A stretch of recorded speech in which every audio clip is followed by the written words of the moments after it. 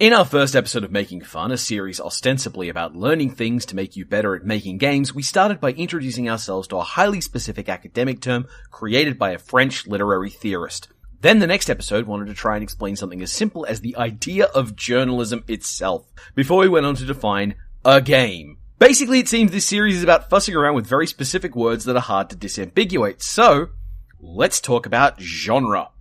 Normally you start with a term by trying to find out the way it started being used, then use that to inform how it's being used now as a sort of forensic linguistic history.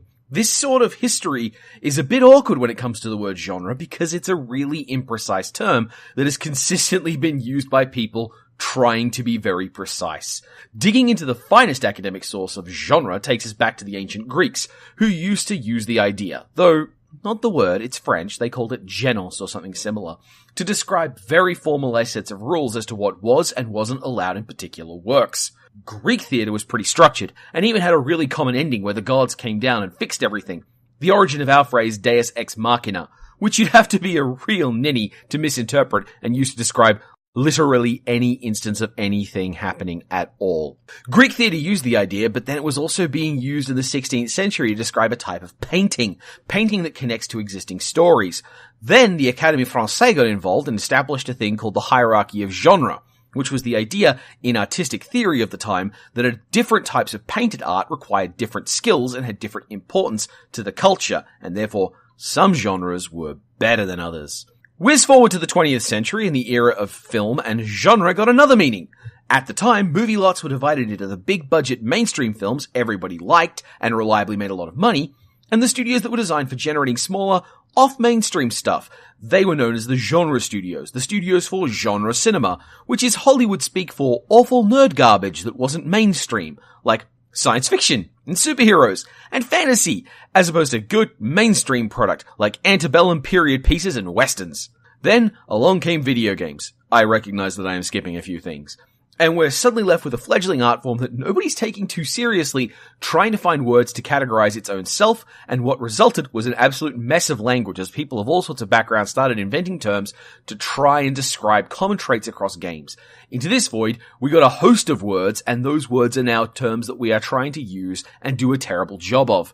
This is amplified when you start involving board games, which have their own set of language, but also keep borrowing from video games and vice versa. Game genres are awful, and they're even more awful because I can flash up any kind of example and someone in the comments will say, technically that's, and I will want to throw you out of a window. If you look at games, sometimes we classify them based on their country of origin. Sometimes we classify them based on whether or not they have a single specific component. Sometimes we classify them based on their camera position, or whether or not you wait for turns. Sometimes a game is known primarily as one thing, despite also being a bunch of other things. One of the problems of discussing genre is the idea of that hierarchy and the way people want to try, and as with game, define things out of importance. I actually really love it when someone wants to act like their personal genre of game is rare or maligned or obscured, because it tells you that they're trying to change the definition of things to make themselves seem hard done by. Like, when people tell you that Souls games, for example, are an unpopular genre despite having sold 13 million copies over 7 years, a number that makes Street Fighter's 39 million over 30 years look a little shaky. Or when someone wants to bemoan the lack of a good popular JRPG just being distributed because they don't personally want to consider Pokemon a JRPG. If you're about to type up a complaint about how Pokemon isn't a JRPG, understand that I could care less. And if you want to nitpick about I could care less, I couldn't care less. Anyway, this hierarchy mindset is there because we like to think of the stuff we like as important and the stuff other people like as unimportant. This also plays into how we view genres, where some enterprising souls will try to put some broad category and then break it up into smaller categories and then further down as if games follow a cladistic model of classification, which they don't. No, when it comes to classifying games, what you need to think is instead of a tag system, as one you might use on a blog, or an image site full of no doubt totally wholesome artwork. This means you don't think of a game as being a JRPG or a Euro game.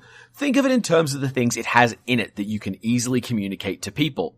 Is Copycat, or Fremde Verdean, bet I got that wrong, a Euro game first? Or is it a deck builder first? Or a worker placement game first? Or is it a hot mess? Or when you look at a genre from this top-down format, you run into trying to catalog games by what is most important about them. These genre terms aren't objective measures of games. They are handles. So what you want to do is have a good idea of the kind of handles you can use to grab a hold of a game. Gunpoint and Sonic the Hedgehog are both side-scrolling platform games, but you wouldn't expect liking one to lead you to liking the other. No Man's Sky has a gathering and crafting system, but that doesn't mean it's the same thing as the tribes of New Caledonia. As with all this language, usage is the issue. Discard your inner hierarchy and try to think of games in terms of common traits they have that you can use to describe them to other people. Think about how you engage with them and what about those games speaks to you. As you play more games, you'll start to see these commonalities and you'll start to see traits that you can use as other types of handle. In the end, what we're trying to do is communicate about how games work. It seems I didn't put a quote in this episode, so I don't need the echoey thing. Or the dark background. Oh,